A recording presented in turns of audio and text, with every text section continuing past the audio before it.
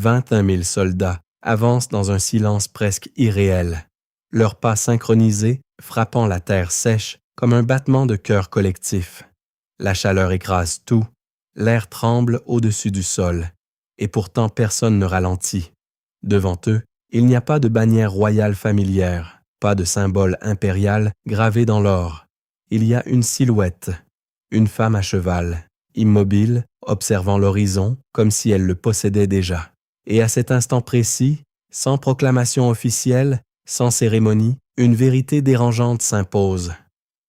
Le pouvoir n'a pas toujours eu le visage que l'on vous a appris à reconnaître. On vous a raconté que les plus grandes conquêtes de l'histoire venaient d'hommes dont les noms traversent les siècles comme des échos impossibles à faire taire. On vous a appris que les empires naissent dans le nord, qu'ils s'étendent vers le sud, qu'ils imposent leur ordre au monde. On vous a répété que l'Afrique précoloniale était fragmentée, isolée, incapable de produire une puissance comparable aux grandes civilisations. Et puis, presque en passant, on a effacé ce qui ne correspondait pas à ce récit. Mais voici le problème. Pendant que cette version du monde s'imposait, une autre réalité se construisait, méthodique, silencieuse, implacable. Parce que pendant que certains écrivaient l'histoire, d'autres la redessinaient à la pointe de la lance. Pendant que certains gravaient des noms dans le marbre, d'autres gravaient des frontières dans la terre elle-même. Pendant que certains parlaient de civilisation, d'autres contrôlaient les flux qui rendaient toute civilisation possible. Et au cœur de cette mécanique, il y avait une stratégie, une logique froide, une vision qui dépassait de loin le simple désir de conquête. Alors posez-vous la question, comment une figure capable de remodeler un territoire entier a-t-elle pu disparaître presque totalement de votre mémoire collective? Imaginez un instant que les routes commerciales les plus vitales de votre monde disparaissent du jour au lendemain, capturées, redirigées, contrôlées par une seule autorité. Imaginez que les richesses qui alimentent les villes, les marchés, les armées soient soudainement filtrées par une seule main. Imaginez que chaque caravane, chaque échange, chaque mouvement stratégique passe par un système invisible mais omniprésent. Ce n'est pas une hypothèse abstraite. C'est exactement ce qui est en train de se produire dans cette partie du continent africain au siècle XVI. Et vous êtes sur le point de comprendre pourquoi. Mais avant d'aller plus loin, il faut déconstruire une illusion profondément ancrée. L'idée que le pouvoir africain précolonial était désorganisé, instable, secondaire. Cette idée n'est pas seulement inexacte, elle est stratégiquement utile. Elle permet de justifier des siècles d'effacement, de simplification, de domination narrative. Pourtant, lorsque vous observez les structures politiques des cités Haoussa, vous découvrez des systèmes complexes, hiérarchisés, capables de mobiliser des ressources à grande échelle. Des réseaux commerciaux qui traversent des milliers de kilomètres, des centres urbains qui rivalisent en sophistication avec bien des villes européennes de la même époque. Et c'est précisément dans cet environnement que quelque chose d'inhabituel émerge. Pas une anomalie, mais une exception qui révèle la règle.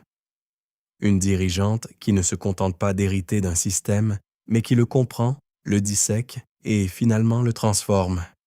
Elle ne se contente pas de régner, elle optimise. Elle n'accumule pas simplement du territoire. Elle restructure les équilibres. Et c'est là que l'histoire devient inconfortable. Parce que ce type de pouvoir ne peut pas être ignoré par accident. Alors pourquoi son nom n'est-il pas inscrit aux côtés des conquérants que vous connaissez déjà? Pourquoi n'a-t-elle pas droit au statut, au film, aux récits grandioses que l'on réserve aux figures masculines du pouvoir? La réponse n'est pas simple, mais elle est profondément révélatrice. L'histoire n'est pas seulement ce qui s'est passé. L'histoire est ce que l'on choisit de retenir, de transmettre, de répéter, et parfois ce que l'on choisit d'oublier. Maintenant, imaginez-vous au centre de cette armée, entouré par des milliers de guerriers, avançant vers une ville qui sait déjà qu'elle va tomber. Vous entendez le frottement du métal, le souffle des chevaux, les murmures contenus d'une force prête à frapper. Vous savez que ce moment n'est pas isolé, qu'il fait partie d'une série, d'un plan, d'une expansion qui ne s'arrêtera pas ici. et vous réalisez soudain quelque chose de dérangeant. Ce n'est pas une conquête parmi d'autres. C'est une campagne systématique. Chaque bataille est préparée. Chaque mouvement est calculé. Chaque victoire est exploitée au maximum de son potentiel. Il ne s'agit pas de gagner, puis de repartir. Il s'agit de rester, de construire, de verrouiller. Et c'est là que réside la différence fondamentale. Là où d'autres conquérants accumulent des territoires qu'ils peinent à maintenir, elle construit une structure capable de résister au temps. Une architecture du pouvoir qui transforme chaque avancée en fondation durable. Et pourtant, malgré cette précision, malgré cette efficacité, malgré cette ambition, son histoire reste fragmentée, dispersée, presque fantomatique. Comme si elle apparaissait par moments, puis disparaissait à nouveau dans les marges du récit officiel. Mais ce flou n'est pas un vide, c'est un espace dans lequel se cachent des vérités que l'on n'a jamais vraiment pris le temps d'examiner. Des détails qui, une fois assemblés, changent complètement votre perception, parce que plus vous regardez, plus les contradictions s'accumulent. Une femme qui commande des armées massives dans un contexte dominé par des structures masculines. Une stratégie militaire qui dépasse en sophistication celle de nombreux contemporains. Une expansion territoriale qui redéfinit des régions entières sans laisser de traces équivalentes dans les récits dominants. Cela ne correspond pas au modèle que l'on vous a transmis. Et c'est précisément pour cela que cela a été mis de côté. Mais voici ce qui change tout. Lorsque vous commencez à reconstituer cette histoire, morceau par morceau, vous réalisez que ce n'est pas simplement le récit d'une reine oubliée. C'est la preuve qu'un autre type de pouvoir a existé, qu'une autre dynamique géopolitique était en jeu, et que cette dynamique a été volontairement simplifiée pour s'adapter à un récit plus confortable. Et une fois que vous voyez cela, il devient impossible de revenir en arrière, parce que ce que vous êtes en train de découvrir ne concerne pas uniquement le passé.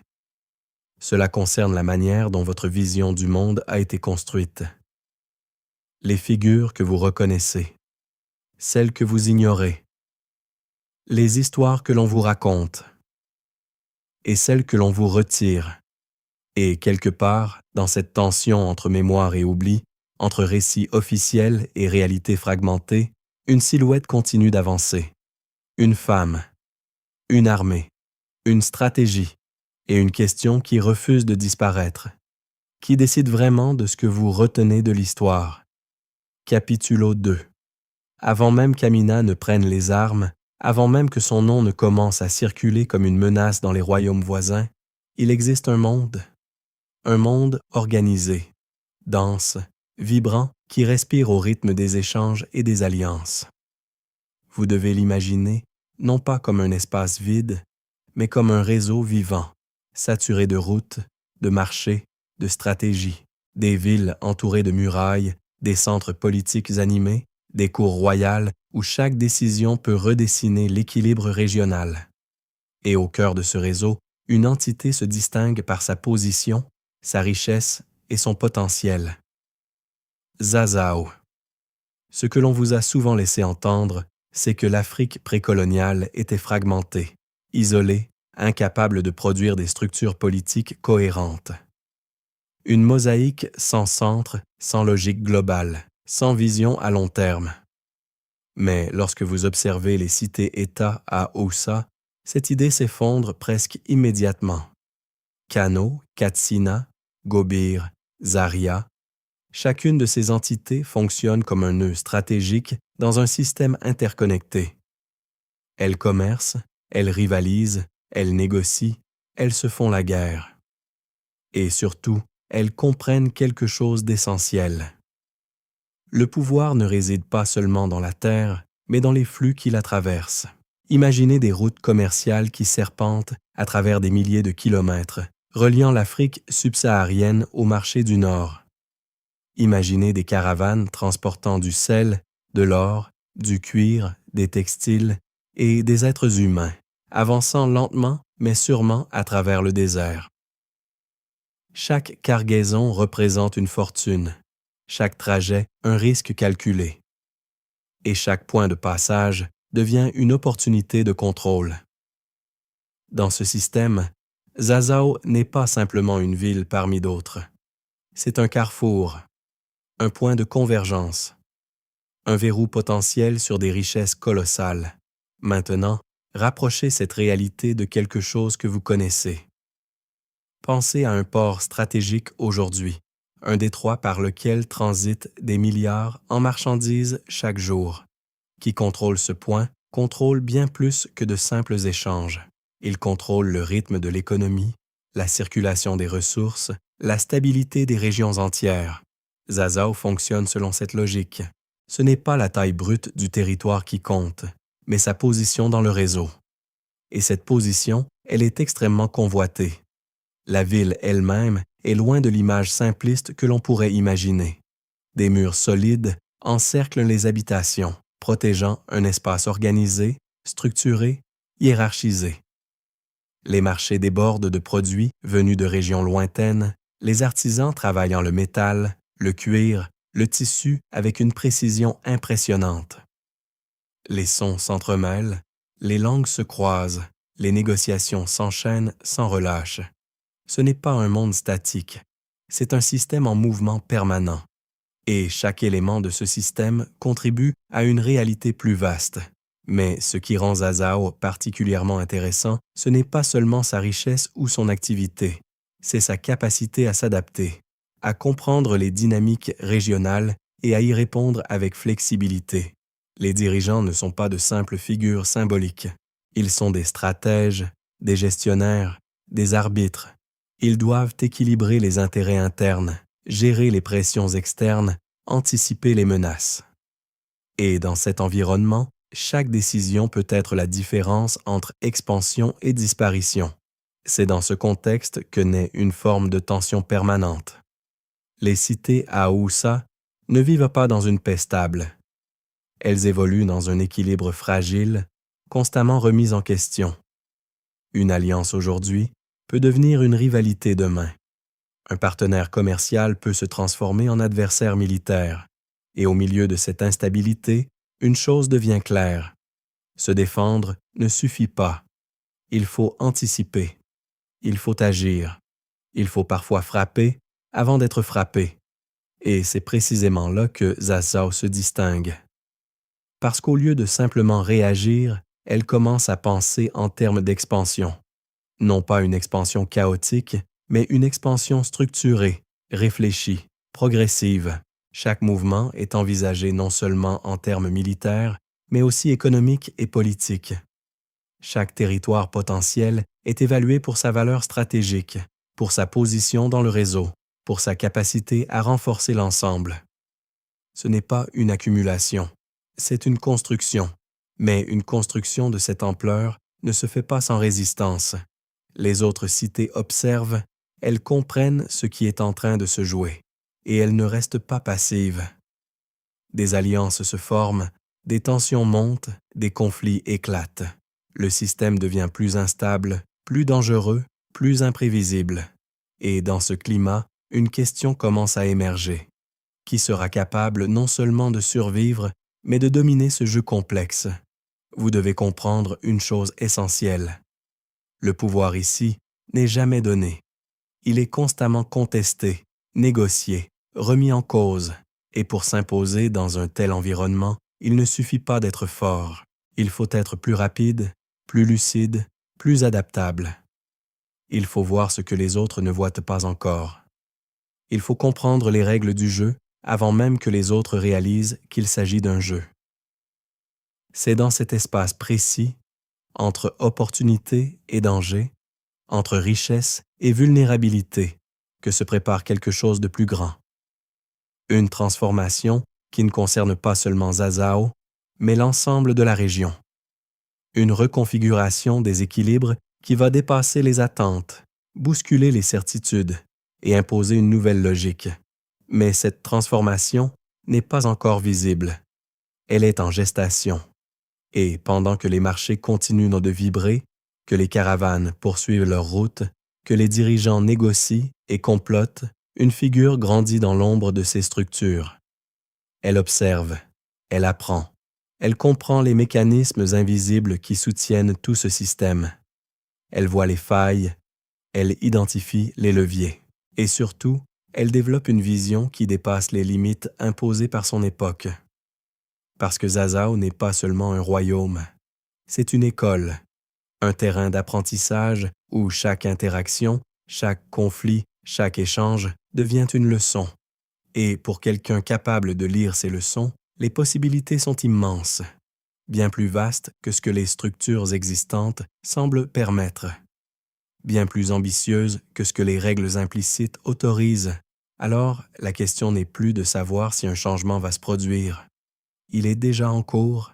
La vraie question est de savoir qui va en prendre le contrôle, qui va transformer cette complexité en avantage, qui va utiliser ce réseau non pas comme un simple cadre, mais comme une arme. Et lorsque vous commencerez à entrevoir la réponse, vous réaliserez que tout ce que vous avez vu jusqu'ici n'était que la mise en place. Le décor est prêt. Les forces sont en mouvement. Les tensions sont à leur maximum et, quelque part, au cœur de Zazao, une future reine est en train de comprendre exactement comment tout cela fonctionne. Capitulo 3. Avant les batailles, avant les conquêtes, avant même que son nom ne circule comme une menace dans les royaumes voisins, il y a une enfant. Une silhouette discrète dans les couloirs du pouvoir, observant sans être remarquée, écoutant sans intervenir. Elle n'est pas censée être au centre de l'attention. Elle n'est pas destinée à diriger des armées. Et pourtant, quelque chose dans sa manière de regarder le monde trahit une différence, une intensité, une compréhension précoce que les règles visibles ne sont jamais les seules qui comptent. Elle grandit dans l'enceinte de Zazao, entourée de rituels, de décisions politiques, de discussions stratégiques qui façonnent l'avenir du royaume.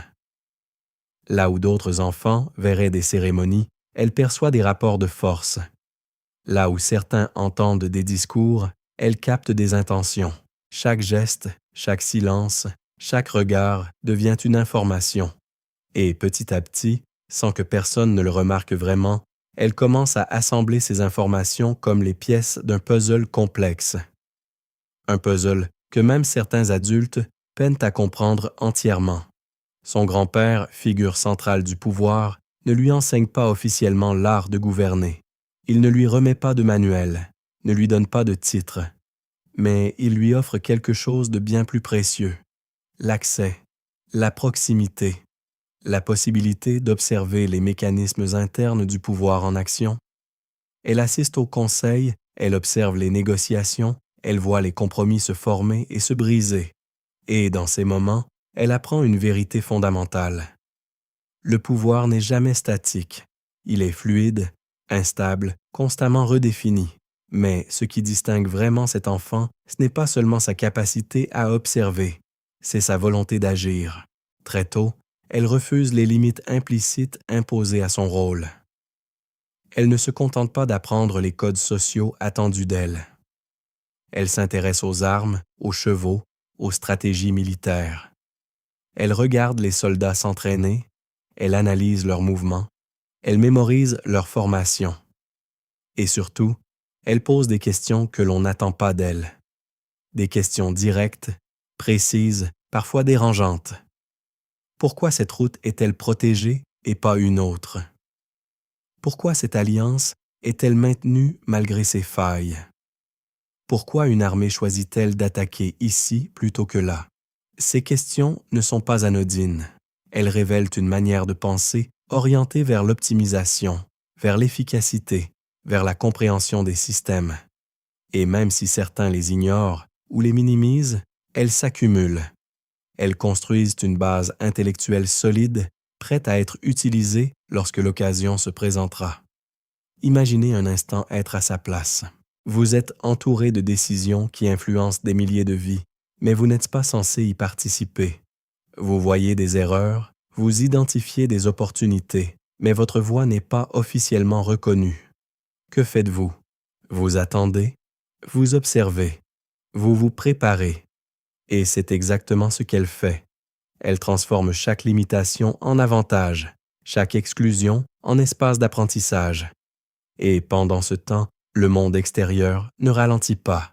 Les cités Haoussa continuent de rivaliser. Les routes commerciales restent sous tension.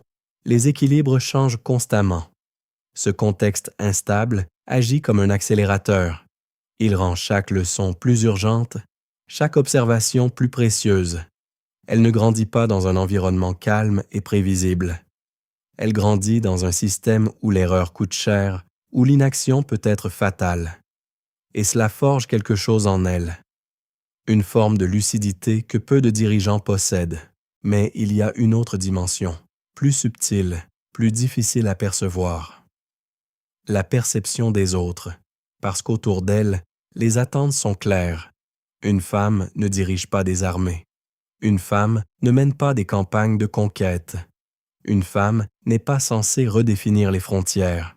Ses idées ne sont pas toujours exprimées directement, mais elles sont présentes, intégrées, répétées, et au lieu de les accepter, elle les analyse. Elle comprend qu'elles ne sont pas des vérités absolues, mais des constructions sociales. Et une construction, par définition, peut être modifiée, peut être contournée, peut être brisée.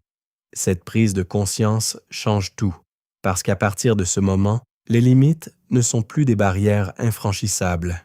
Elles deviennent des obstacles stratégiques, des éléments à prendre en compte, à anticiper, à manipuler si nécessaire. Elle ne cherche pas à les affronter frontalement. Elle apprend à les utiliser, à les retourner à son avantage. Dans les cours du palais, dans les terrains d'entraînement, dans les discussions informelles, elle affine sa compréhension. Elle observe comment les hommes de pouvoir réagissent à l'autorité, comment ils testent les limites, comment ils exploitent les failles. Elle apprend à lire les comportements, à anticiper les réactions, à identifier les motivations cachées. Et peu à peu, elle développe une compétence essentielle, la capacité de voir au-delà des apparences, parce que le pouvoir réel ne se montre pas toujours. Il se cache dans les détails, dans les décisions mineures, dans les moments où personne ne regarde vraiment. Et c'est précisément là qu'elle porte son attention. Elle ne se laisse pas distraire par les symboles visibles. Elle cherche les mécanismes sous-jacents. Elle veut comprendre non seulement ce qui se passe, mais pourquoi cela se passe ainsi. Et cette quête la pousse plus loin que la plupart des autres. Et puis, il y a les premières expériences concrètes, les premiers contacts avec la réalité du terrain, les déplacements, les observations directes, les interactions avec ceux qui ne vivent pas dans les cercles du pouvoir. Elle voit les conséquences des décisions prises au sommet. Elle comprend l'impact réel des stratégies sur les populations, sur les échanges, sur la stabilité. Et cela ajoute une dimension supplémentaire à sa vision. Une dimension pragmatique, ancrée dans le réel. Parce qu'une stratégie qui ne fonctionne que sur le papier est inutile. Une décision qui ne tient pas compte des réalités du terrain est dangereuse. Et elle le comprend très tôt. Elle apprend à relier la théorie à la pratique, la vision à l'exécution. Elle ne se contente pas de penser. Elle apprend à anticiper l'action, à imaginer les conséquences, à ajuster en fonction des résultats.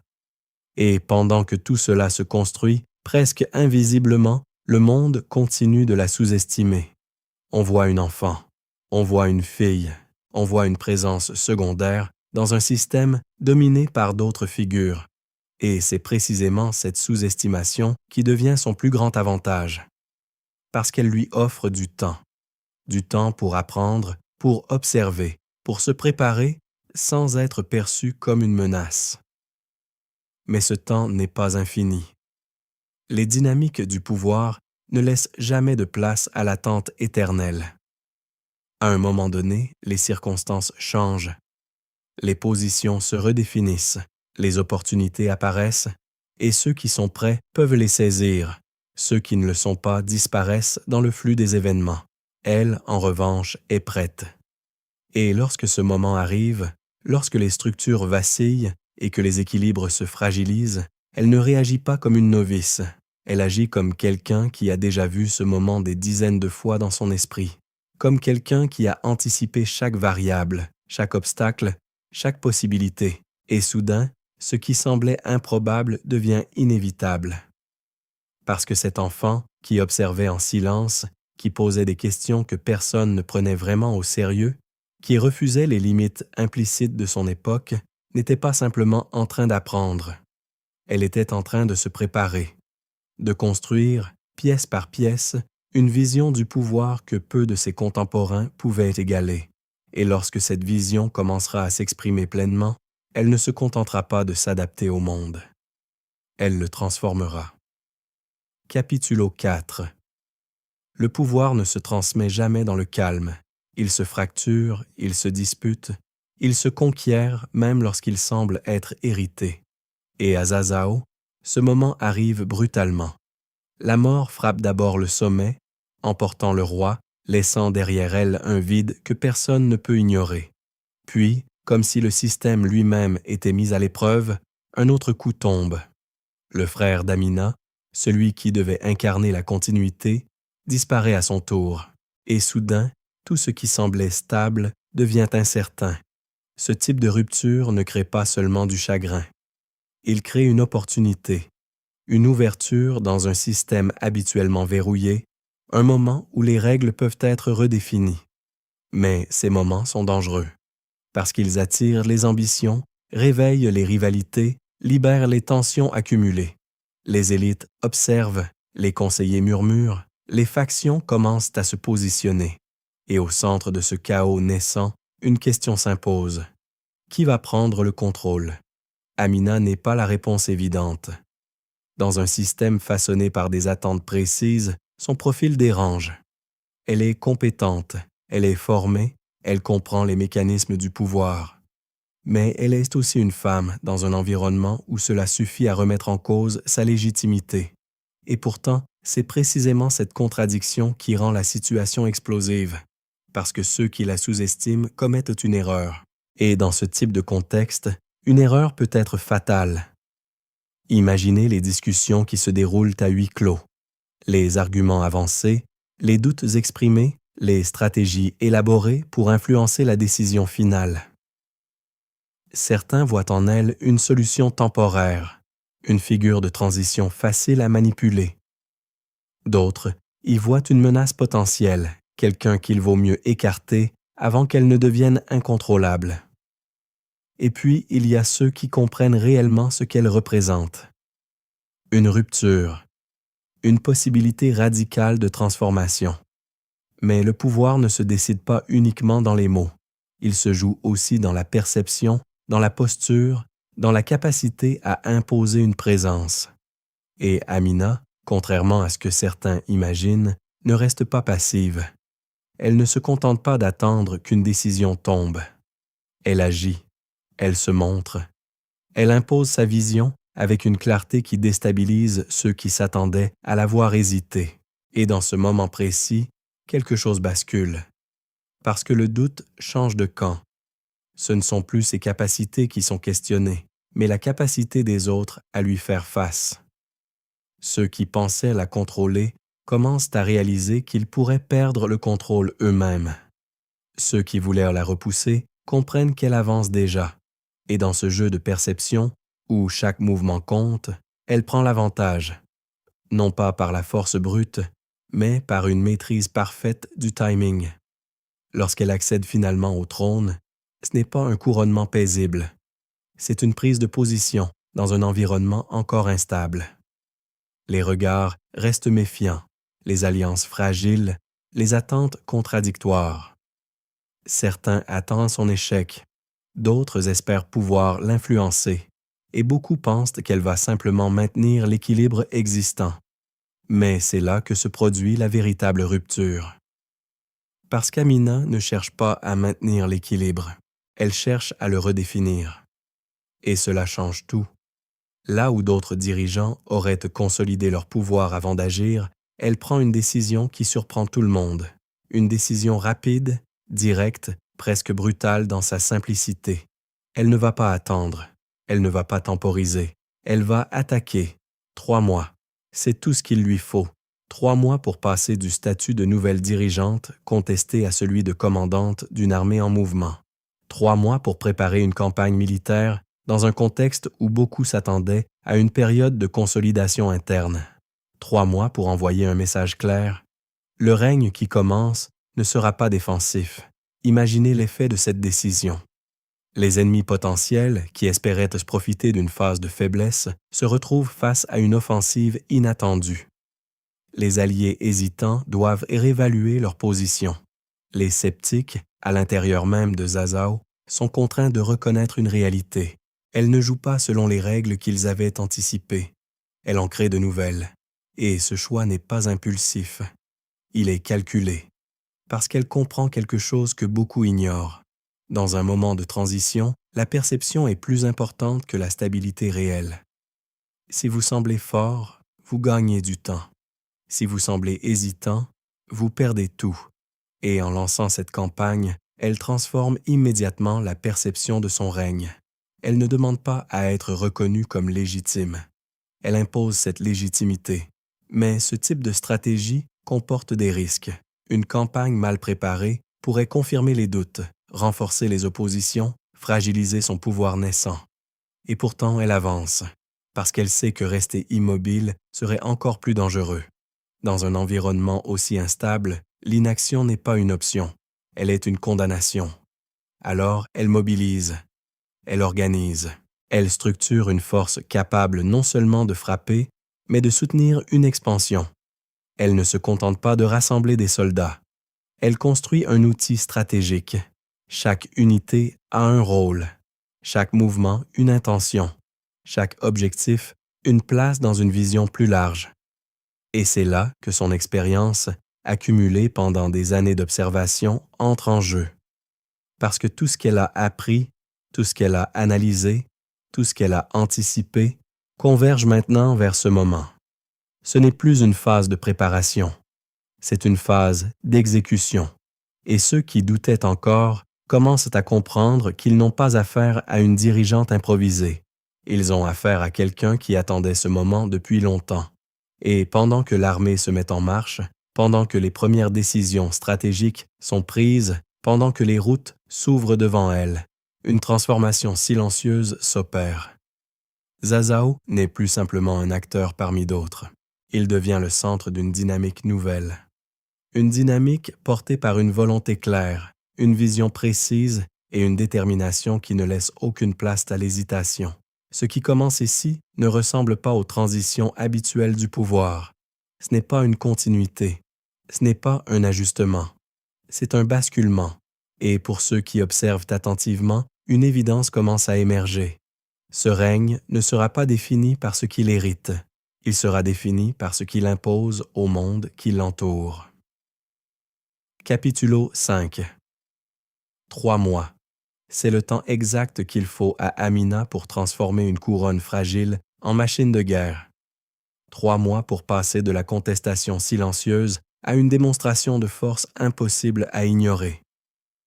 3 mois pour faire comprendre à ses ennemis que l'attente qu'ils espéraient exploiter n'existera jamais. Et pendant que certains réfléchissent encore à la manière de la tester, elle est déjà en mouvement. L'armée avance. La décision est prise.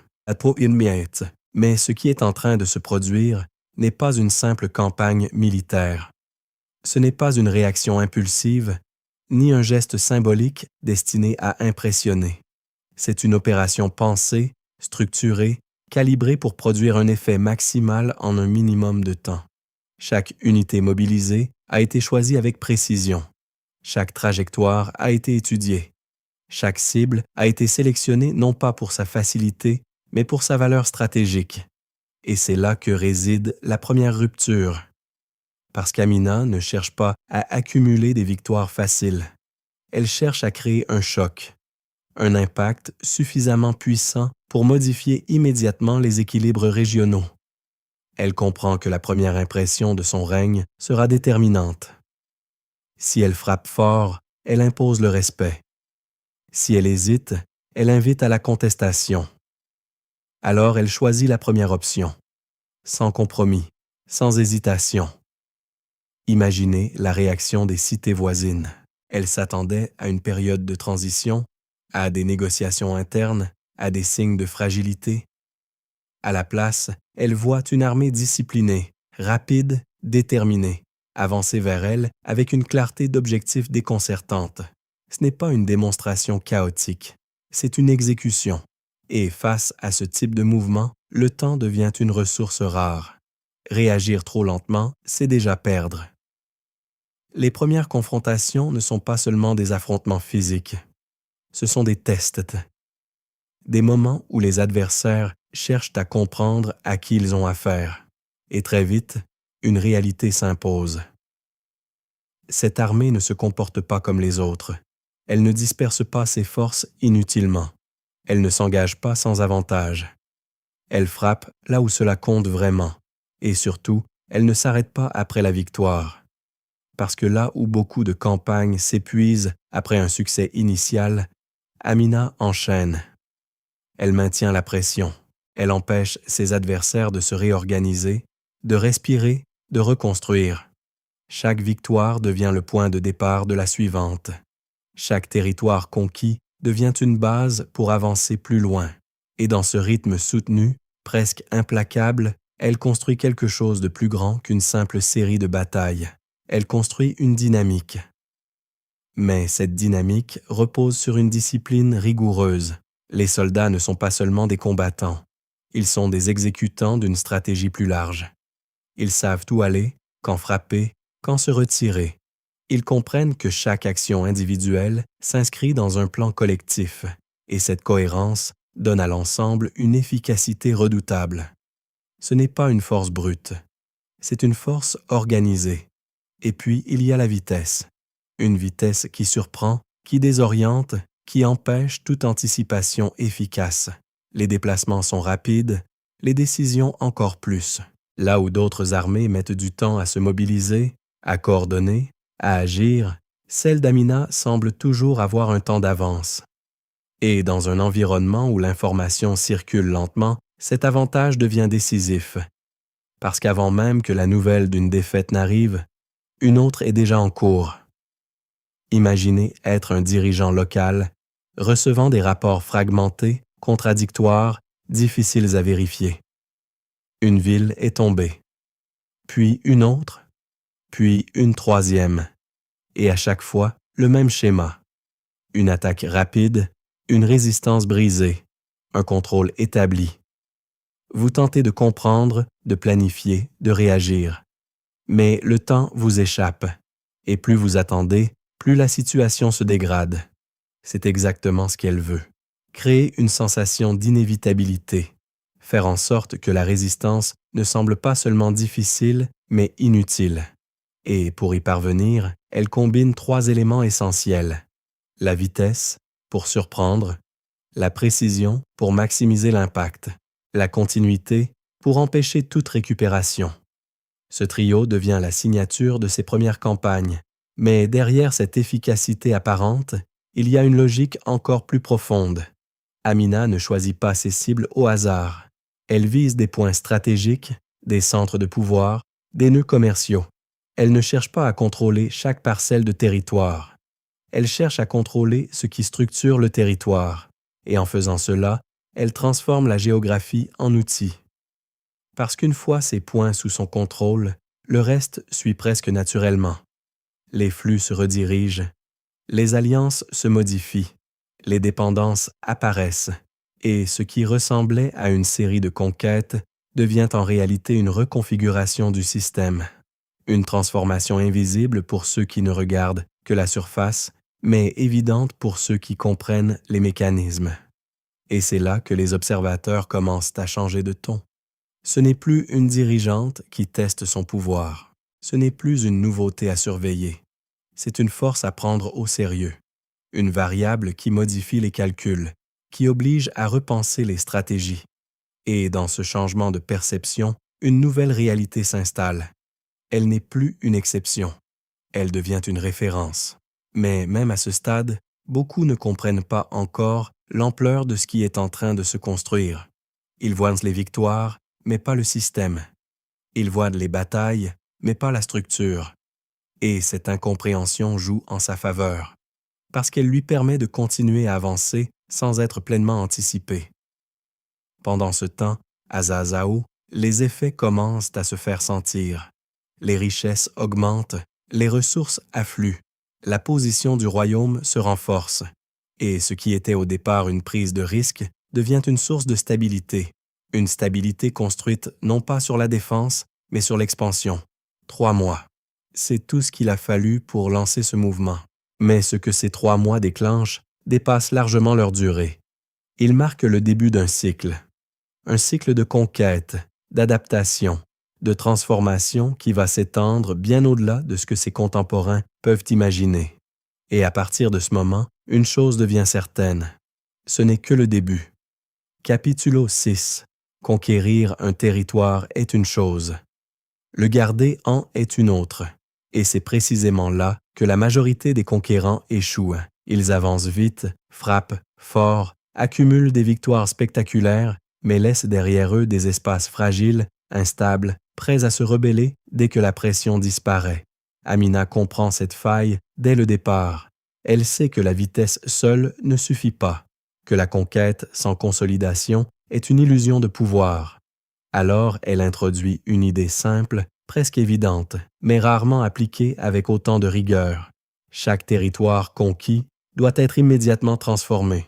Pas demain, pas après la prochaine campagne. Immédiatement. Et cette transformation prend une forme concrète, visible, imposante. Des murs, des structures massives qui encerclent, définissent, protègent et signalent une nouvelle réalité. Ces murs ne sont pas de simples constructions défensives, ils sont des déclarations, des lignes tracées dans le paysage qui disent clairement une chose. Ici, le pouvoir a changé de main. Ici, une nouvelle autorité s'impose. Et ce message n'est pas seulement destiné aux ennemis extérieurs. Il s'adresse aussi aux populations locales, aux commerçants, aux élites régionales. Il redéfinit les règles du jeu. Imaginez une ville qui vient de tomber. La poussière des combats est encore présente. Les tensions sont palpables. L'incertitude domine. Et puis, presque immédiatement, des équipes commencent à travailler. Elles creusent, elles assemblent, elles élèvent des structures qui transforment l'espace. Jour après jour, une enceinte apparaît, visible, imposante, incontournable. Et avec elle, une nouvelle normalité s'installe. Parce que ces murs font plus que protéger. Ils organisent, ils structurent, ils créent un cadre dans lequel le pouvoir peut s'exercer de manière stable. Les entrées sont contrôlées, les flux sont surveillés, les échanges sont régulés, et ce qui était auparavant un espace ouvert, difficile à sécuriser, devient un système maîtrisé. Une unité intégrée dans un ensemble plus large. Mais ce qui rend cette approche particulièrement efficace, c'est sa répétition. Ce n'est pas une exception. Ce n'est pas un projet ponctuel. C'est une méthode. Chaque conquête suit le même processus. Chaque territoire est intégré selon les mêmes principes. Et à force de répétition, cette méthode devient une signature, une marque reconnaissable qui s'étend à travers la région. On commence à parler des murs d'Amina, non pas comme d'une curiosité, mais comme d'un phénomène, une série de structures qui apparaissent partout où son armée passe, transformant le paysage et les équilibres. Et avec cette réputation, un effet secondaire émerge. La peur. Une peur rationnelle, basée sur des observations concrètes, parce que ces murs signifient quelque chose de très précis. Ils signifient que la conquête n'est pas temporaire, que le territoire ne sera pas abandonné, que toute tentative de reprise devra faire face à une structure déjà en place, à une organisation déjà opérationnelle. Et pour beaucoup, cela change le calcul. Résister devient plus coûteux. Attaquer devient plus risqué. Mais derrière cette dimension militaire, il y a une logique encore plus subtile. Les murs permettent de contrôler les flux économiques. Ils transforment les villes en points de passage obligatoires, en centres de redistribution, en nœuds stratégiques dans le réseau commercial. Et en contrôlant ces points, Amina ne contrôle pas seulement des territoires, elle contrôle les mouvements qui les relient. Imaginez une caravane arrivant à l'une de ces villes fortifiées. Elle ne peut pas simplement passer. Elle doit s'arrêter, négocier, payer, s'intégrer dans le système en place. Et ce simple mécanisme, répété des centaines de fois, génère un flux constant de ressources, d'informations, d'influences. Les murs deviennent alors des outils économiques autant que militaires, et ce double rôle change complètement là de son expansion. Ce n'est plus seulement une série de conquêtes territoriales, c'est la création d'un réseau. Un réseau structuré, sécurisé, interconnecté, capable de soutenir une croissance continue. Chaque nouvelle ville renforce les précédentes. Chaque nouvelle fortification stabilise l'ensemble. Mais cette stratégie exige une discipline extrême. Construire des murs, organiser des territoires, maintenir un contrôle constant, tout cela demande des ressources, du temps, de la coordination. Et pourtant, elle y parvient, parce qu'elle ne voit pas ses actions comme des efforts séparés, mais comme les composantes d'un même système. Un système qu'elle orchestre avec précision. Et pendant que ce système se développe, une transformation silencieuse s'opère dans la perception de son pouvoir. Ce n'est plus une dirigeante qui conquiert, c'est une architecte, une stratège qui construit quelque chose de durable, de cohérent, de résistant. Et cette perception renforce encore son autorité. Parce que le pouvoir qui dure inspire plus de respect que le pouvoir qui impressionne. Et en montrant qu'elle peut non seulement conquérir, mais aussi maintenir, elle change la manière dont ses adversaires la voient. Elle n'est plus une menace ponctuelle. Elle devient une force structurelle. Et c'est là que l'effet cumulatif commence à apparaître. Les territoires fortifiés se connectent. Les routes sécurisées se multiplient. Les flux deviennent plus prévisibles, plus contrôlés. Et progressivement, un espace cohérent émerge. Un espace où les règles sont claires, où les mouvements sont encadrés, où le pouvoir est tangible. Mais ce qui rend cette construction encore plus impressionnante, c'est qu'elle se fait en parallèle des campagnes militaires. Elle ne ralentit pas l'expansion, elle l'accompagne, elle la renforce. Et dans cette combinaison, une nouvelle forme de puissance apparaît.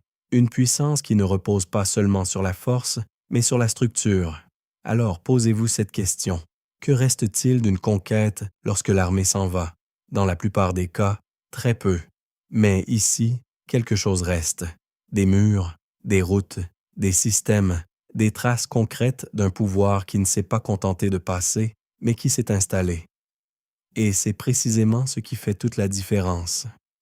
Parce que ces murs ne sont pas seulement des vestiges du passé. Ils sont la preuve d'une vision.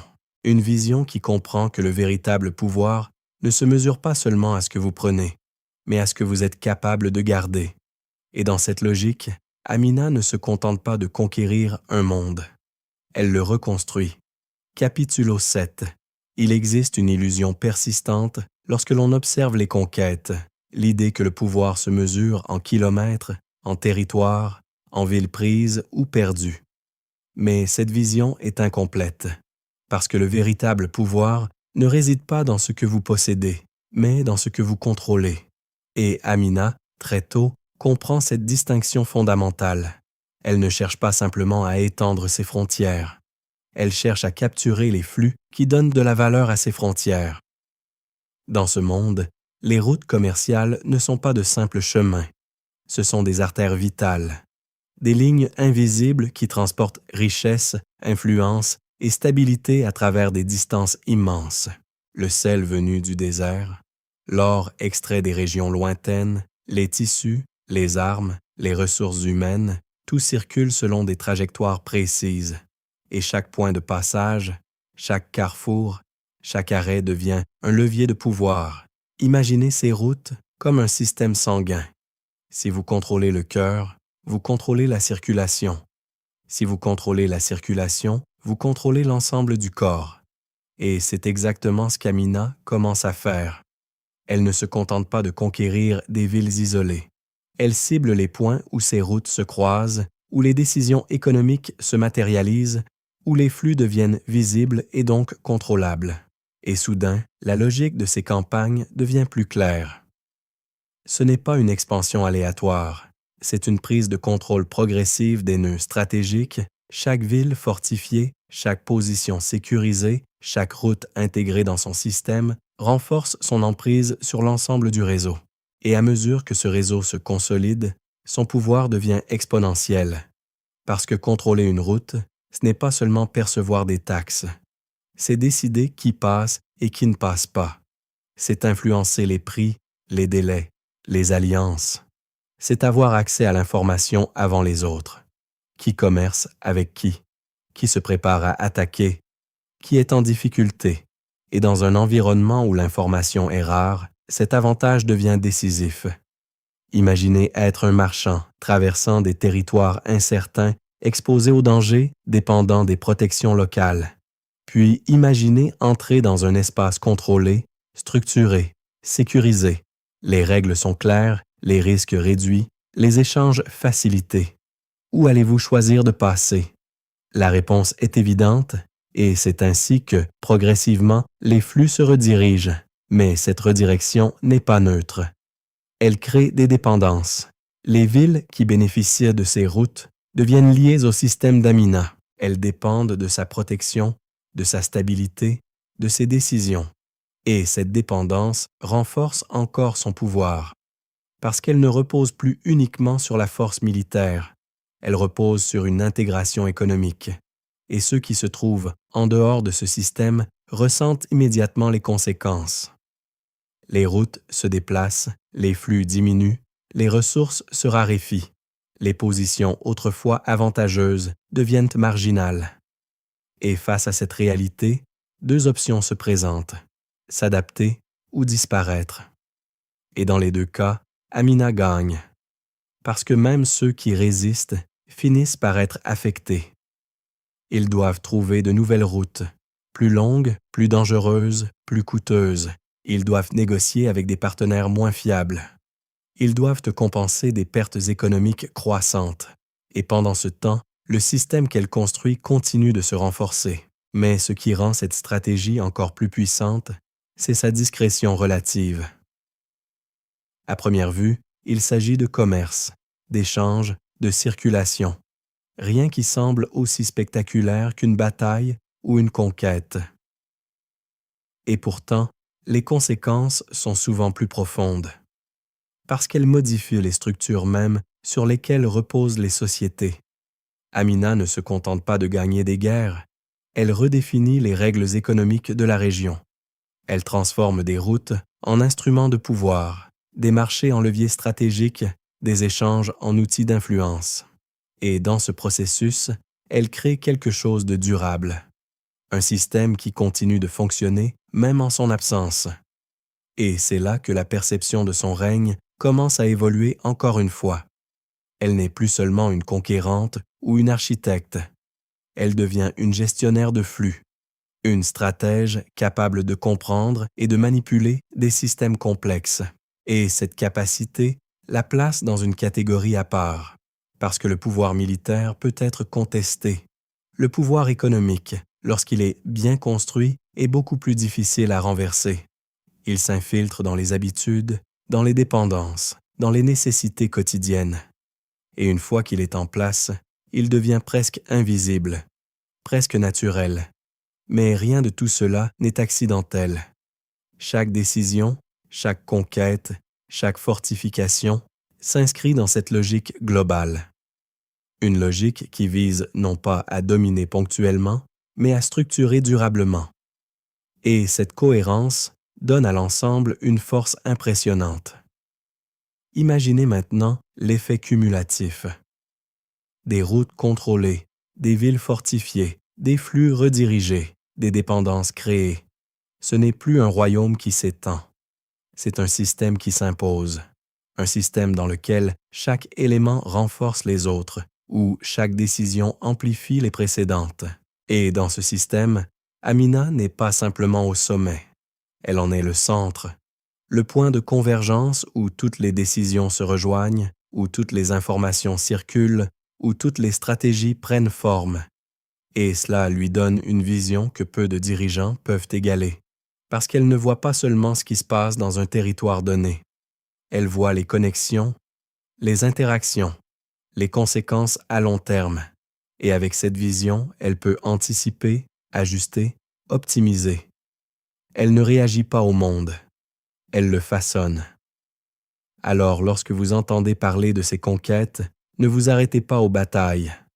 Regardez les routes. Regardez les flux. Regardez les systèmes qu'elle a mis en place. Parce que c'est là que se trouve la véritable mesure de son pouvoir. Et une fois que vous commencez à le voir, une autre réalité apparaît. Elle n'a pas seulement conquis des terres, elle a pris le contrôle du mouvement lui-même. Et dans un monde où tout dépend du mouvement, cela signifie une chose très simple. Elle contrôle le monde. Capitulo 8. À mesure que le pouvoir d'Amina s'étend, une autre force commence à se développer en parallèle. Une force moins visible, mais tout aussi puissante. Le récit. Les histoires qui circulent, les rumeurs qui se propagent, les images qui se construisent dans l'imaginaire collectif. Et très vite, son nom ne désigne plus seulement une dirigeante. Il devient un symbole. Une figure qui dépasse la réalité observable. Mais ces récits ne sont jamais neutres. Ils ne se contentent pas de décrire. Ils interprètent, ils amplifient, ils déforment parfois. Et dans le cas d'Amina, cette transformation prend une forme particulière. On commence à raconter qu'elle prend un amant dans chaque ville conquise et qu'au matin, cet amant est exécuté. Une histoire répétée, modifiée, embellie jusqu'à devenir presque inséparable de son image. Alors posez-vous la question, pourquoi ce type de récit émerge-t-il? Pourquoi une dirigeante reconnue pour sa stratégie, sa discipline, sa vision, est-elle associée à une histoire aussi spécifique, aussi intime, aussi violente? La réponse ne se trouve pas seulement dans les faits, elle se trouve dans la manière dont les sociétés interprètent le pouvoir lorsqu'il prend une forme inattendue, parce qu'une femme qui commande des armées, qui conquiert des territoires, qui impose son autorité dans un environnement dominé par des structures masculines, perturbe les attentes.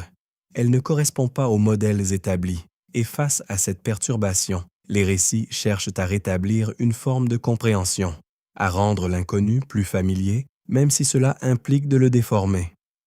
Dans ce contexte, ces histoires jouent un rôle précis. Elles humanisent, mais elles réduisent aussi. Elles transforment une stratégie complexe en un comportement personnel. Elles déplacent l'attention du système vers l'individu, du pouvoir vers l'intimité. Et ce déplacement n'est pas anodin, il permet de contenir ce qui pourrait autrement apparaître comme une rupture trop radicale. Mais cela ne signifie pas que ces récits sont entièrement inventés. Ils peuvent contenir des éléments de vérité, des fragments d'événements réels, interprétés à travers le prisme des attentes culturelles. Et c'est là que la frontière devient floue. Où s'arrête la réalité? Où commence la construction narrative? Et surtout, qui décide de cette frontière? Imaginez la situation du point de vue des contemporains d'Amina. Ils voient une dirigeante qui accumule les victoires, qui impose une discipline stricte, qui ne correspond à aucun modèle connu. Comment expliquer cette singularité? Comment la rendre compréhensible? Les récits deviennent alors un outil, une manière de donner du sens à ce qui semble défier les normes. Mais ces récits ont aussi une fonction politique. Ils peuvent renforcer la peur, amplifier la réputation, créer une aura autour de sa personne. Une aura qui dépasse les faits, qui influence les décisions, qui modifie les comportements. Parce que dans un environnement où l'information est limitée, la perception devient une réalité en soi. Et dans ce jeu de perception, Amina ne subit pas simplement les récits. Elle les utilise, elle comprend leur pouvoir. Elle sait que l'image qu'elle projette peut être aussi importante que ses actions. Et si certaines histoires renforcent cette image, si elles contribuent à créer une réputation d'imprévisibilité, de danger, de contrôle absolu, alors elles deviennent des outils stratégiques. Parce que la peur est une ressource qui peut réduire la résistance, accélérer les décisions, influencer les alliances, et une réputation construite autour de récits puissants peut parfois accomplir ce que des armées entières ne peuvent pas. Elle peut dissuader avant même le combat. Elle peut imposer une présence avant même l'arrivée. Mais il y a un autre niveau de lecture, plus profond, plus révélateur. Ces récits ne parlent pas seulement d'Amina, ils parlent aussi de ceux qui les racontent, de leurs attentes, de leurs limites, de leur manière de comprendre le pouvoir. Et en observant ces récits, vous commencez à voir les structures invisibles qui façonnent la mémoire collective, parce que lorsque des figures masculines accumulent le pouvoir, les récits mettent en avant leur stratégie, leur vision, leur force. Mais lorsqu'une femme fait la même chose, les récits cherchent souvent à expliquer cette exception par des éléments personnels, émotionnels ou même sensationnels. Et cette différence n'est pas accidentelle. Elle révèle une tension, une difficulté à intégrer certaines réalités dans les cadres existants.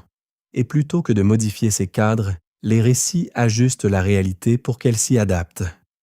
Ils simplifient, ils transforment, ils réorganisent.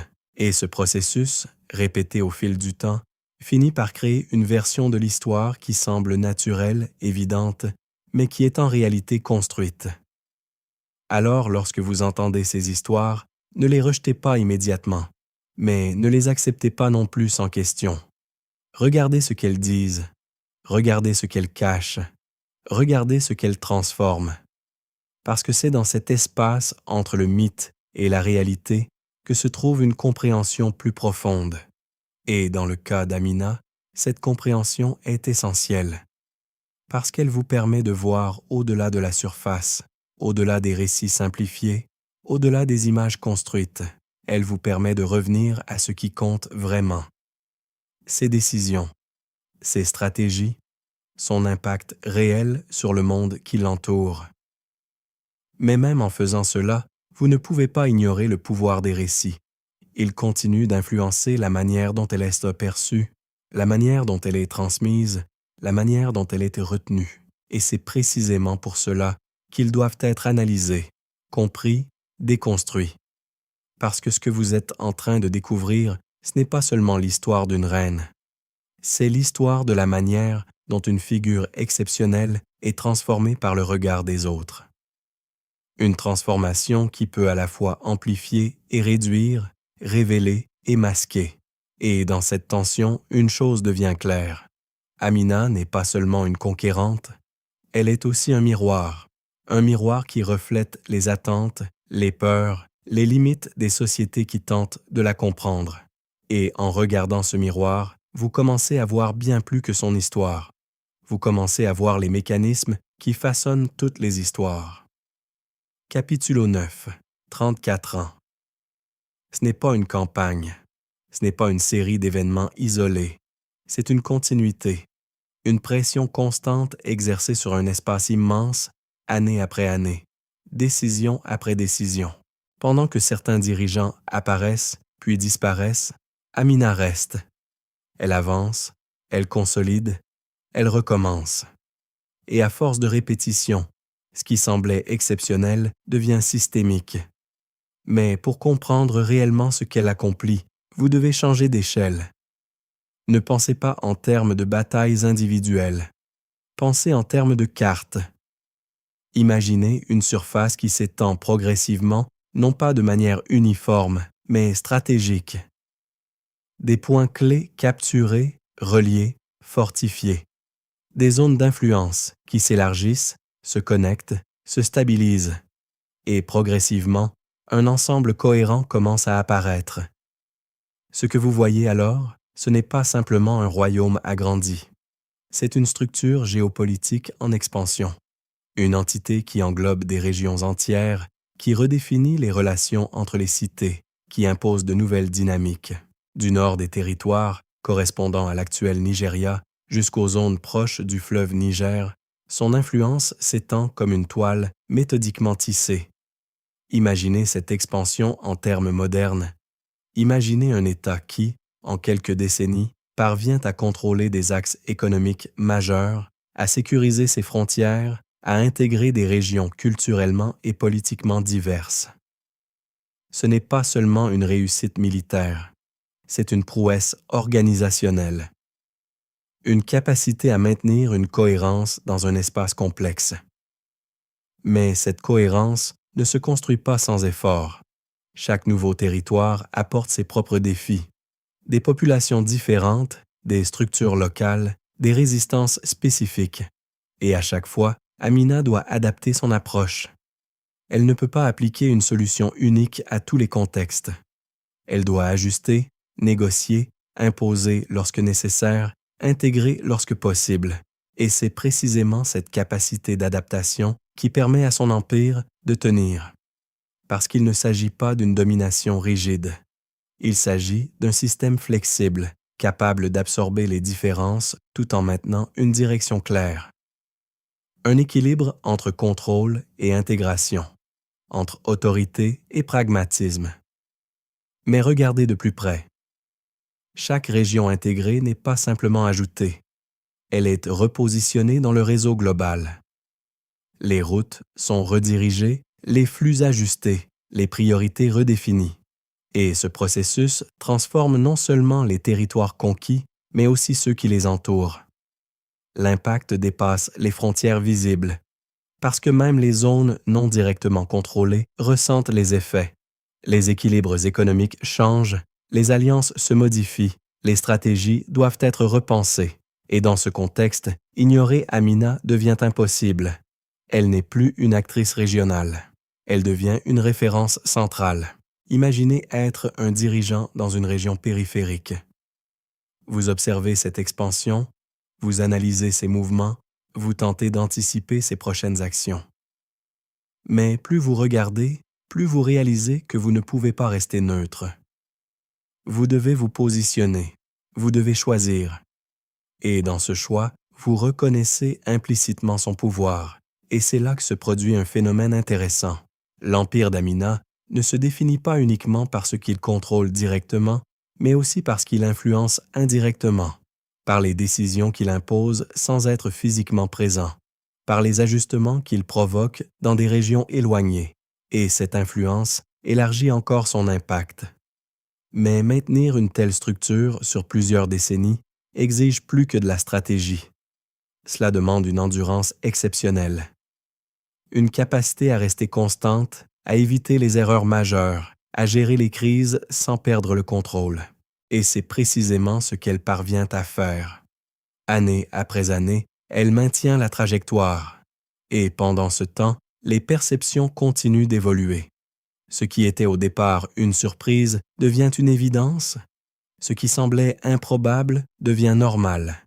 Et cette normalisation est peut-être l'un de ses plus grands succès, parce qu'elle transforme une exception en standard. Elle redéfinit ce que le pouvoir peut être. Mais cette longévité pose aussi une question. Comment une structure aussi vaste, aussi complexe, peut-elle rester stable? La réponse ne se trouve pas dans un seul élément. Elle se trouve dans la combinaison de plusieurs facteurs. La force militaire, bien sûr, mais aussi l'organisation, l'économie, la perception, un équilibre entre plusieurs dimensions du pouvoir. Et c'est cet équilibre qui rend son empire difficile à comparer. Il ne correspond pas exactement au modèle classique, il ne suit pas les schémas attendus, et c'est précisément pour cela qu'il est souvent mal compris. Parce qu'il ne rentre pas facilement dans les catégories habituelles. Mais si vous prenez le temps de l'observer, de le cartographier, de le reconstruire mentalement, une image claire émerge. Celle d'un système pensé pour durer, d'un réseau conçu pour résister, d'une expansion qui ne repose pas uniquement sur la conquête, mais sur la consolidation. Et dans cette image, Amina apparaît non seulement comme une dirigeante, mais comme une architecte de grande échelle. Quelqu'un capable de voir au-delà des frontières immédiates, de penser en termes de système, de structurer un espace sur plusieurs décennies. Une capacité rare, même parmi les plus grands noms de l'histoire. Alors, lorsque vous entendez dire qu'elle a conquis plus de terres que beaucoup de rois africains, ne vous arrêtez pas aux chiffres implicites. Essayez de visualiser.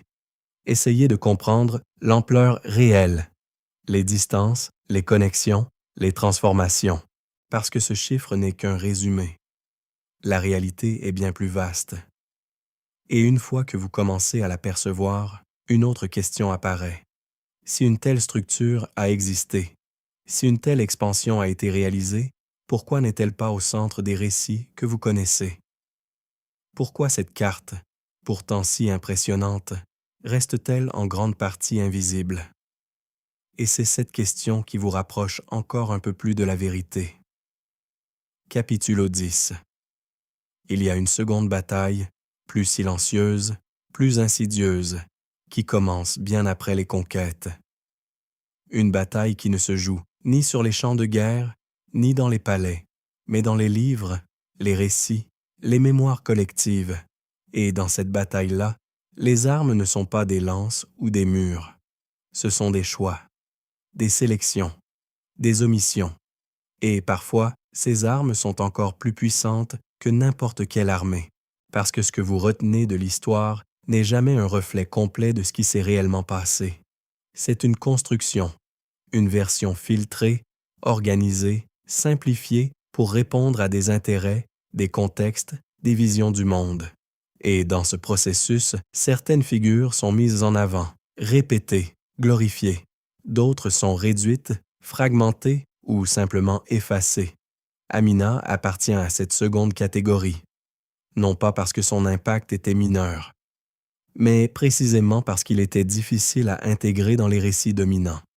Une femme africaine du siècle XVI qui construit un empire, contrôle des routes commerciales majeures, impose une structure durable.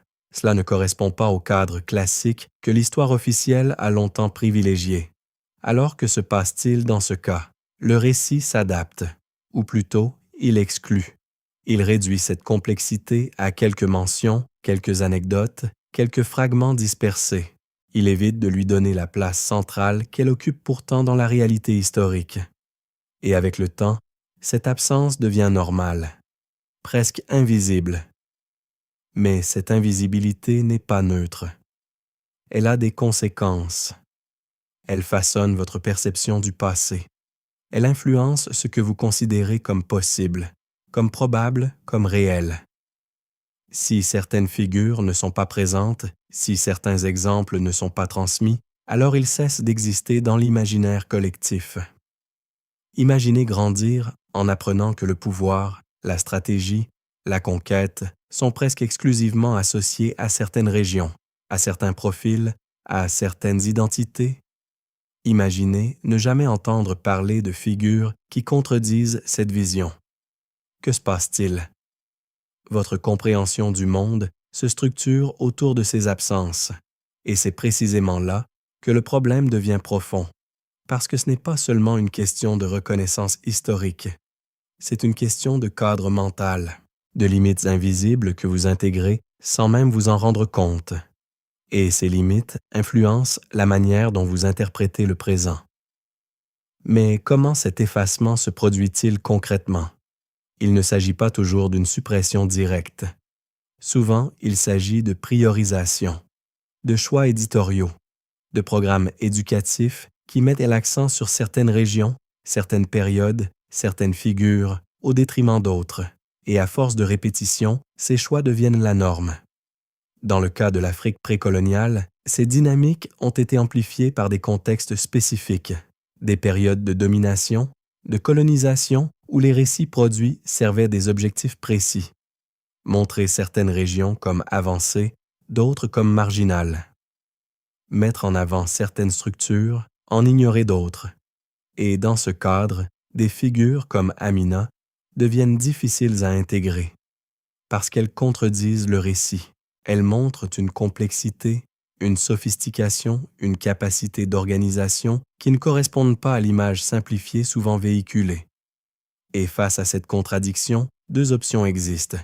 Ajuster le récit ou ignorer l'exception. Et pendant longtemps, c'est la seconde option qui a été privilégiée. Mais cet effacement ne se limite pas à des contextes extérieurs. Il peut aussi se produire à l'intérieur même des sociétés, par des transmissions incomplètes, des priorités culturelles, des évolutions narratives. Et dans ce processus, certaines figures perdent progressivement leur place, même si leurs traces persistent, parce que les traces sont là. Les murs, les structures, les récits fragmentés, les mentions dans différentes traditions, tout cela existe, mais sans un effort pour les relier, pour les contextualiser, Pour les analyser, ces éléments restent dispersés. Ils ne forment pas une image claire. Et c'est précisément ce que vous êtes en train de faire maintenant. Relier ces fragments. Reconstituer une figure qui a été partiellement effacée. Comprendre non seulement ce qu'elle a accompli, mais aussi pourquoi cela a été minimisé. Et dans ce processus, quelque chose change. Parce que vous ne regardez plus l'histoire de la même manière.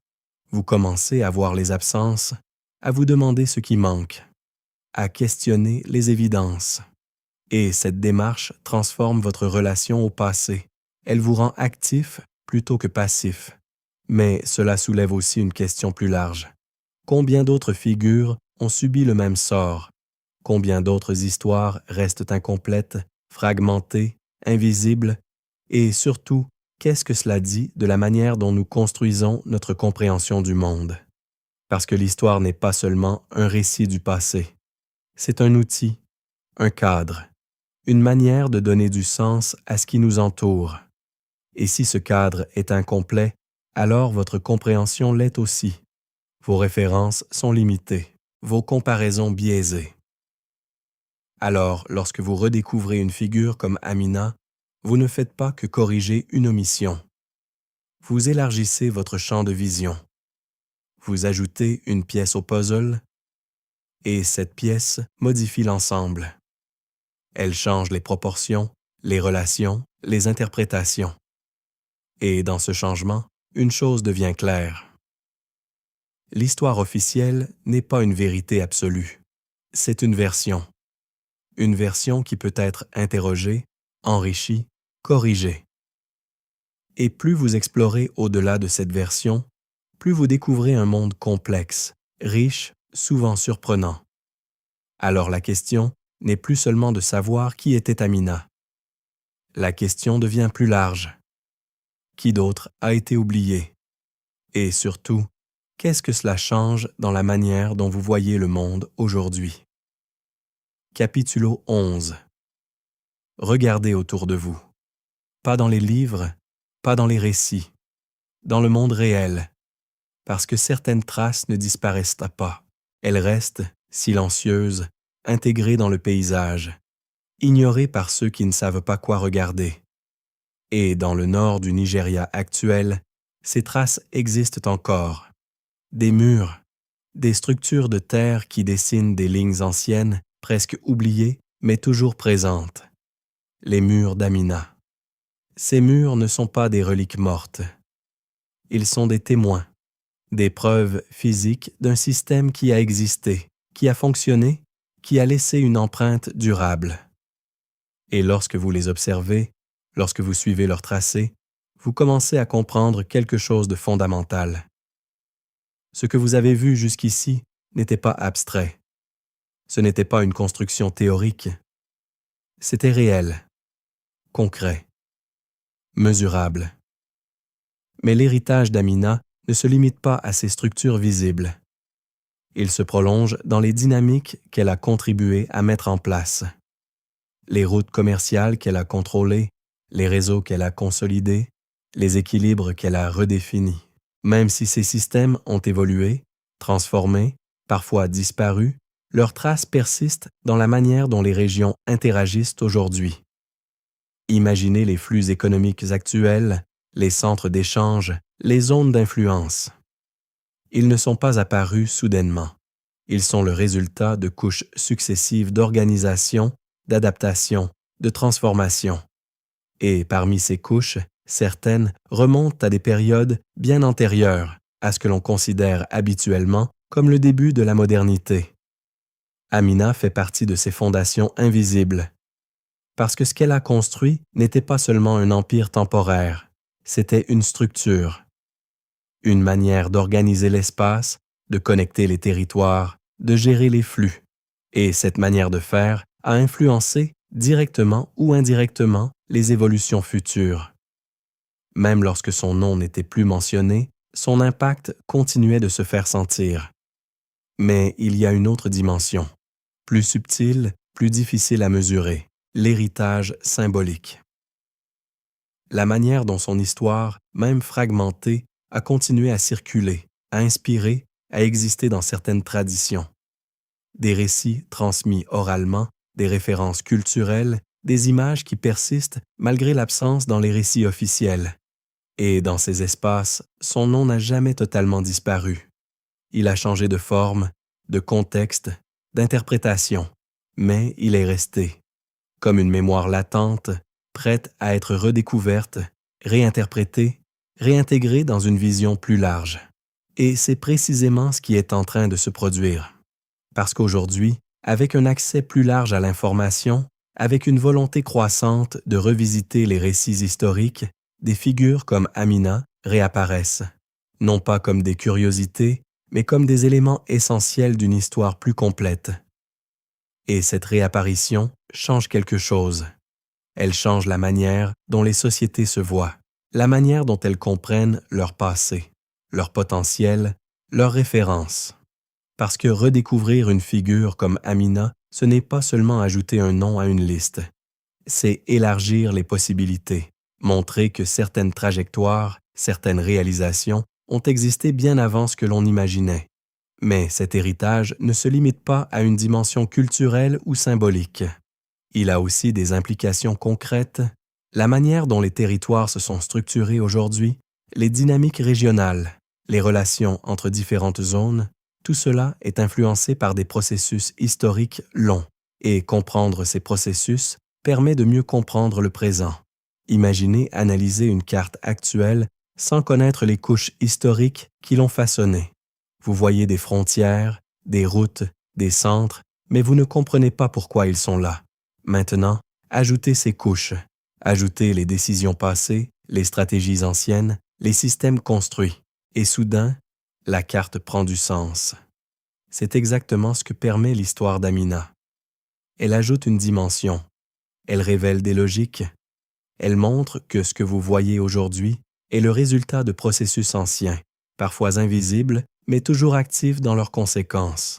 Mais pour que cet héritage soit pleinement compris, il doit être reconnu, intégré, analysé, et cela demande un effort. Un effort pour dépasser les récits simplifiés, pour explorer des sources différentes, pour accepter que l'histoire est plus complexe que ce que l'on vous a enseigné. Et cet effort, une fois engagé, produit un effet particulier. Il change votre rapport au temps. Vous ne voyez plus le passé comme quelque chose de distant, sans lien avec votre réalité. Vous commencez à voir les connexions, les continuités, les influences. Vous comprenez que ce qui s'est passé il y a des siècles peut encore façonner le monde dans lequel vous vivez, parce que l'histoire n'est jamais vraiment terminée. Elle continue, sous des formes différentes, à travers des structures, des habitudes, des dynamiques. Et dans ce flux continu, certaines figures jouent un rôle disproportionné. Elles créent des ruptures, des transformations, des modèles. Amina est l'une de ces figures. Pas seulement pour ce qu'elle a accompli à son époque, mais pour ce qu'elle a laissé derrière elle. Un héritage tangible et intangible, visible et invisible, direct et indirect. Et cet héritage, même s'il a été partiellement effacé, continue d'exister. Alors lorsque vous regardez ces murs, lorsque vous pensez à ces routes, lorsque vous considérez ces dynamiques, rappelez-vous ceci. Vous ne regardez pas simplement le passé. Vous regardez une partie du présent. Une partie de ce qui structure encore le monde autour de vous. Et dans cette prise de conscience, une nouvelle perspective apparaît. Amina n'est plus seulement une figure historique. Elle devient une clé pour comprendre comment le passé s'inscrit dans le présent, et comment, parfois, les traces les plus importantes sont celles que l'on ne voit presque plus. Capitulo 12. Il y a des histoires qui se contentent de raconter le passé, et puis il y a celles qui vous obligent à reconsidérer le présent. Celle d'Amina appartient à la seconde catégorie, parce qu'une fois que vous avez vu l'ampleur de ce qu'elle a construit, une fois que vous avez compris la précision de sa stratégie, la cohérence de son système, une question persiste. Pourquoi cela ne fait-il pas partie de ce que vous considérez comme évident? Vous avez suivi son ascension, observé ses décisions, compris sa logique.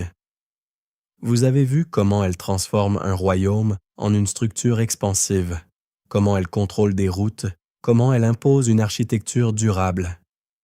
Vous avez vu comment elle maintient ce système pendant des décennies. Et pourtant, malgré tout cela, son nom reste périphérique dans la mémoire globale. Et ce décalage n'est pas anodin. Parce qu'il révèle quelque chose de plus profond. Une sélection. Une hiérarchisation des récits qui détermine ce qui est considéré comme central et ce qui est relégué en marge. Et dans cette hiérarchisation, certaines figures sont amplifiées, d'autres réduites.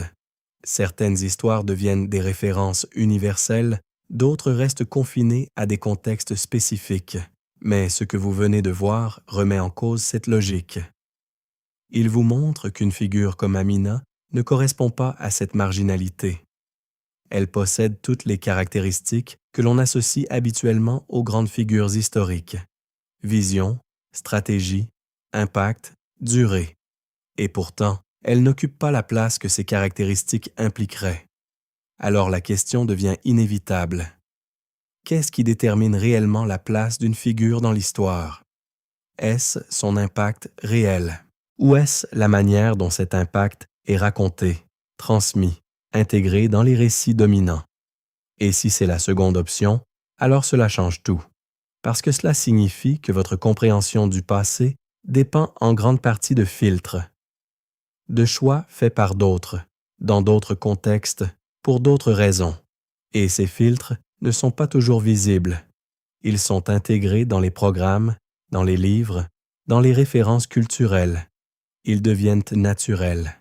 Mais une fois que vous commencez à les voir, ils deviennent impossibles à ignorer. Vous commencez à remarquer les absences, les simplifications, les incohérences. Vous commencez à poser des questions, à chercher au-delà des versions établies. Et ce processus transforme votre relation à l'histoire, parce que vous ne consommez plus simplement des récits. Vous les analysez, vous les interrogez, vous les reconstruisez, et dans cette reconstruction, des figures comme Amina reprennent leur place, non pas comme des exceptions exotiques, mais comme des éléments essentiels d'un tableau beaucoup plus vaste. Mais la leçon ne s'arrête pas là. Elle dépasse le cadre historique. Elle touche à la manière dont vous percevez le pouvoir aujourd'hui. Parce que les modèles que vous utilisez pour comprendre le monde sont souvent hérités de ces récits. Et si ces récits sont incomplets, alors vos modèles le sont aussi. Imaginez analyser une situation moderne en vous basant sur des références limitées. Vous risquez de sous-estimer certaines dynamiques, de mal interpréter certaines stratégies, de ne pas voir certaines possibilités. Et c'est exactement ce que produit une histoire partielle. Elle limite votre champ de vision.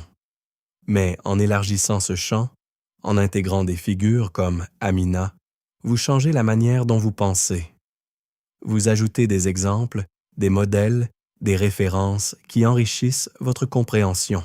Vous devenez capable de voir des parallèles, des structures, des logiques que vous n'auriez pas identifiées autrement.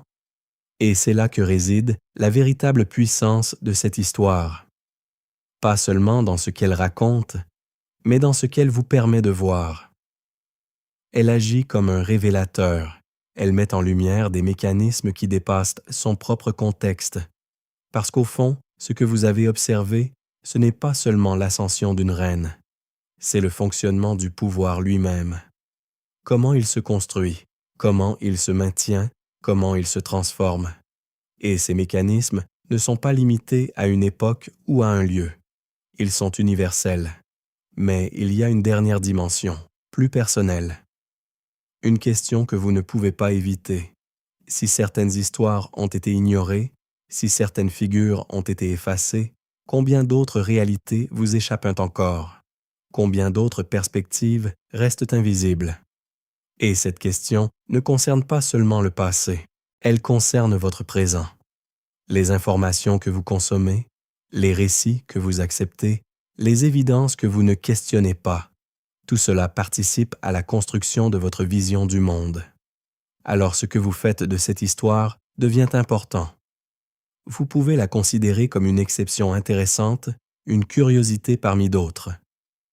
où vous pouvez la voir pour ce qu'elle est réellement, une clé, une ouverture vers une compréhension plus large, plus complexe, plus riche, parce que ce que vous avez découvert ici ne se limite pas à Amina. C'est un exemple, une preuve que la réalité est souvent plus vaste que ce que l'on vous présente, et que pour la comprendre, vous devez parfois aller au-delà des récits établis. Et dans ce mouvement, quelque chose change. Vous ne regardez plus le monde de la même manière. Vous commencez à voir les structures derrière les apparences, les logiques derrière les récits, les absences derrière les évidences. Et cette vision, une fois acquise, ne disparaît pas. Parce qu'au final, l'histoire d'Amina ne vous apprend pas seulement ce qui s'est passé. Elle vous apprend comment regarder. Et une fois que vous savez regarder, le monde devient impossible à voir comme avant.